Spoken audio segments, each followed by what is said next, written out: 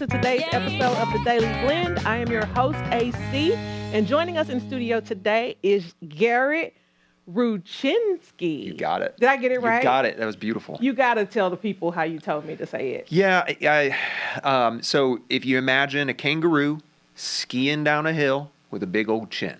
And it makes me uncomfortable when I say it because that just, I don't know what kind of kangaroo skis, but you won't ever forget it. I promise you that I will never forget it. That's and great. Every time I see your name, great. I will be like, kangaroo, skiing down the hill, big old chin. I got it. You got Nobody listening or watching will ever forget it either. Nope, they got it now. Okay, I should probably say where you're from. Yeah, absolutely. You're from City of City of Refuge. Yep. You are the director of engagement. Correct. Yep. And tell us, or anybody who's listening or watching who may not be familiar, what's City of Refuge? Yeah, City of Refuge is a nonprofit here in Columbia, Missouri.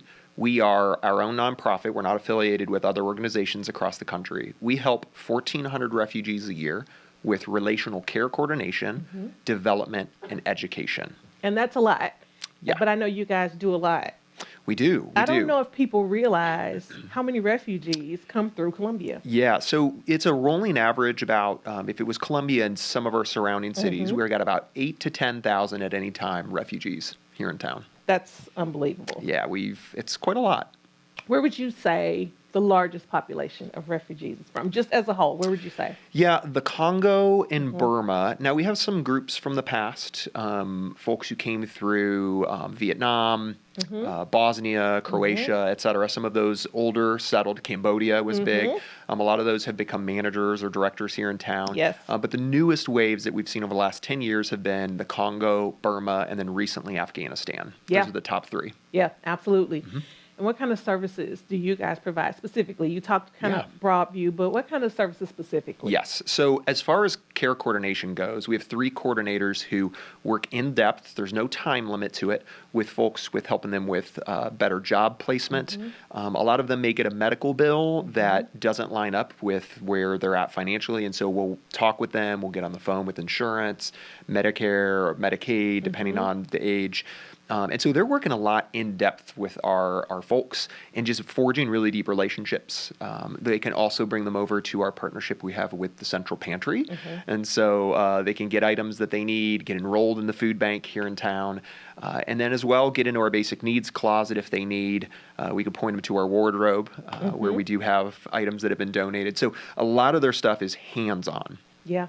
And then as far as that goes, they may also identify needs for development. So development for us looks like how can we empower? We're not in the business of handouts, right? And our refugees don't want handouts. They want to work. And so one of the big things for them is saying, hey, how can we better your resume? We have typing, digital literacy, financial literacy. We have a new driving simulator with over 48 women already signed up to learn how to drive. Wow. And so we have tons of volunteers helping with that. So development, artisan work falls under that. Yeah. And so a lot of that is just helping them into areas where they can use those to be better entrepreneurs, to advocate. And then coming up soon, we have our newest culinary program. Oh. And our culinary program. And so with our culinary program, we're going to be using a lab to teach skills. A lot of them have never used an oven before. And so how do those skills go, knife handling, and then getting them into the restaurant industry. So there's a lot of really cool things along those lines. There are. And you also have, newly, I believe, City Preschool? City Preschool, yeah. So under education, we have a couple different things. We have City Preschool that just opened in January. We currently have about 9 kids, 7 refugee, 2 non-refugees. Okay. And so right now, City Preschool is enrolling for the fall. Okay. We can increase those numbers right now. It is part-time. Okay. So they do not have to be refugees. It can be from 8:30 to 12:30, so it's part-time Monday through Friday. Okay. They're 3 to 5 years old. They must be potty trained. But it's a really great way, too, for a lot of those parents to go work on being an entrepreneur while kids are in class. That makes a lot of sense. Yep. Another cool thing that you do, and I know it was wildly popular last year, is the market. Yes. So we had a market last year in December. We had close to 2,000 people. Many great sponsors for that, and big bands, music, food trucks, 40 makers. We're going to do a smaller version of that as well. We'll do that in December again. We're going to do that as well on June 22nd. It's a Saturday, and that's World Refugee Day. Yeah, it is. So we'll be doing that this summer. Okay. And do your clients or do refugees just come out and just, because a lot of people may not know this, when people come here from other places, they have these amazing skill sets and Yes. things that they do from back home Yeah, that they yeah. then can bring here and Absolutely. showcase. Yeah, I mean, just made goods, food. Several of them have started their own trucks, their own catering businesses. This is a great way. And it's not just, we do have people signing up as well. So if you're a maker, it's a great way to sign up side by side with refugees.